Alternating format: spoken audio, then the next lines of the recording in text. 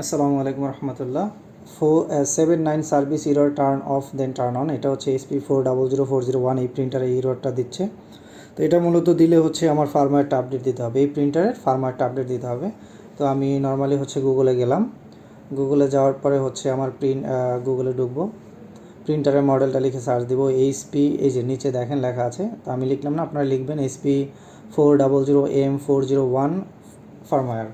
তো এটা লিখে যদি আমি সার্চ দেই, আমার এইচপির যে অফিসিয়াল ওয়েবসাইট আছে সেখানেই ঢুকে গেল, সেখানেই যেতে হবে, সেখান থেকে অরিজিনালটা আমি ডাউনলোড করতে পারবো। তো সেখানে গেলাম এবং এখানে যদি আমি একটু নিচে স্ক্রল করি তাহলে দেখতে পাবো একটু নিচে যে এই যে ফার্মওয়্যার, নিচে দেখেন, আর একটু নিচে নামাতে হবে, এই যে ফার্মওয়্যারটা ক্লিক করে ডাউনলোড করে দিলাম।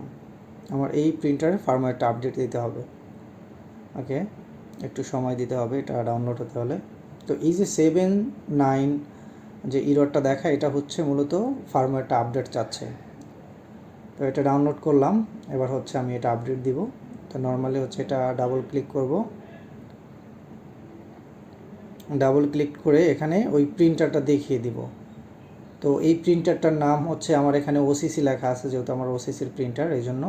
তো OCC সিলেক্ট করে দেবো, আপনাদের এই প্রিন্টারের যে নামটা থাকবে সেটাই সিলেক্ট করে দিবেন। সেটা যেহেতু প্রিন্টারটা 400401 যদি এই নামে থাকে এটাই সিলেক্ট করে দিবেন, বা যেই নামে থাকুক না কেন সেই নামটাই সিলেক্ট করে দিবেন।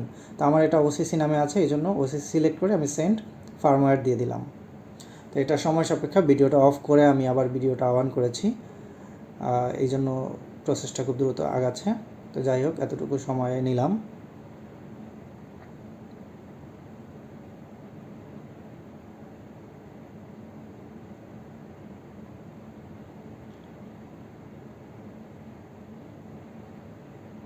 এই প্রসেসটা কমপ্লিট হলেই আমার হচ্ছে ফার্মওয়্যারটা আপডেট হয়ে যাবে।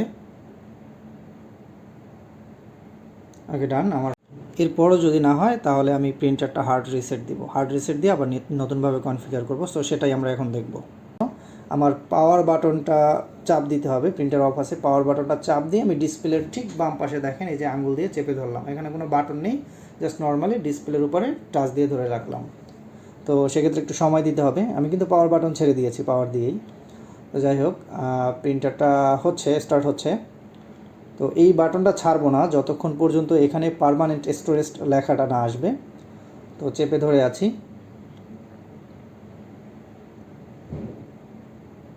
ওকে, এই যে পার্মানেন্ট স্টোরেজ লেখাটা চলে আসলো, আমি এখন হচ্ছে ছেড়ে দিলাম, ও হচ্ছে রিসেট হচ্ছে।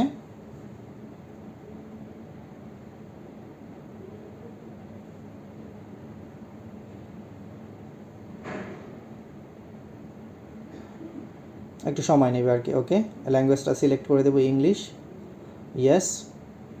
এখানে লোকেশন আসলে বাংলাদেশ খুঁজে পাবে না, সো দেখি তাও খুঁজে বাংলাদেশ পাওয়া যায় কি না। না, বাংলাদেশ নেই, সো আমি ইউএসএটাই সিলেক্ট করে দিয়ে দিব, যেহেতু বাংলাদেশ নেই। USA, yes.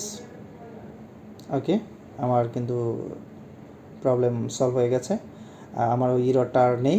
এবার হচ্ছে আমি নেটওয়ার্ক সেটিংটা করব, যেহেতু আমার এটা নেটওয়ার্ক প্রিন্টার। আমি মেনুতে গিয়ে সেটিংসে গিয়ে নেটওয়ার্ক সেট আপে যাবো, নেটওয়ার্ক সেট আপে IPv কনফিগ মেথডে যাব, কারণ হচ্ছে আমার ম্যানুয়াল IP বসাবো আমি, স্ট্যাটিক IP। এখানে আইপিটা বসিয়ে দিব, আপনাদের IP আপনারা বসাবেন। আমার যে ISP বা আমার যে লোকাল ইন্ডিয়া যে IP আছে, আমি আমার সেই IP বসাবো, 192.168.237, এটা হচ্ছে আমার লোকাল ইন্ডিয়ার IP। সাবনেট মাস্ক 255.255.255.0 যেটা আছে এটাই থাকবে, আপনাদেরটা আপনারা বসাবেন।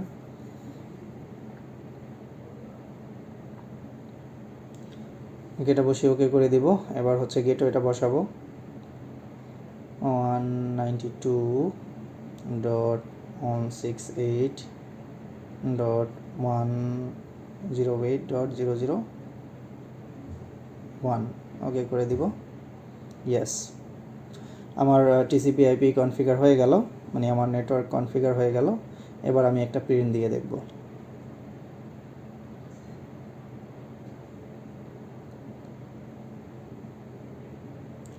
প্রিন্ট দিয়েছি, হ্যাঁ প্রিন্টিং ডকুমেন্ট প্রিন্ট হচ্ছে, এই যে। Thank you guys.